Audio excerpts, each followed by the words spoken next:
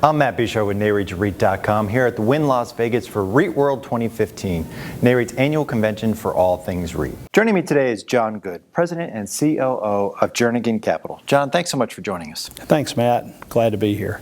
As a newly formed REIT that lends directly to self-storage developers and owners, what need in the market is Jernigan Capital working to fill? Well, we're filling a void that the banks have left since the financial crisis.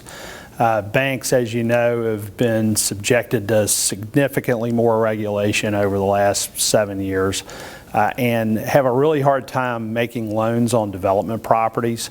They like to make loans on things that have established cash flows. Self-storage development properties have no cash flow on day one and no tenants. And so they're effectively shut out of the market. We are filling that void and are seeing just an amazing volume of deals coming our way because there's no one there to fill that void. And what sort of outlook for development in the self-storage sector do you see for 2016? 2016 is going to be a great year. There is a lot of pent-up demand. There have not been many self-storage facilities built since the financial crisis, and there's a tremendous need just to keep up with population growth. We feel like the development cycle is going to last for 5 to 7 years, and that the amount of development each year is going to increase over the preceding year until it tails off kind of later in this decade. And we've seen a fairly steady trend of especially the public REITs acquiring some of the smaller players in the industry.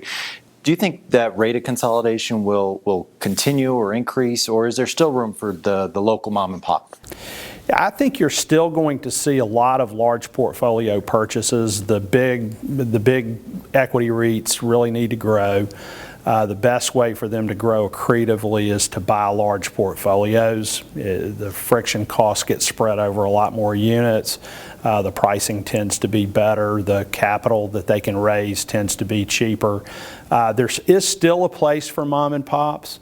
There are tertiary markets where the large REITs are not really interested in investing substantial capital, and so in those markets there's a need for self-storage but not a real strong desire on the part of the equity REITs to be there. So I think you'll see mom and pop may be a little bit too much vernacular for it. Probably developers who have some real estate experience as opposed to somebody who sold a business and just decided they wanted to build a self-storage facility. So I think there will be a little more expertise than perhaps there has been in the past brought to those markets, but they'll still be small owners.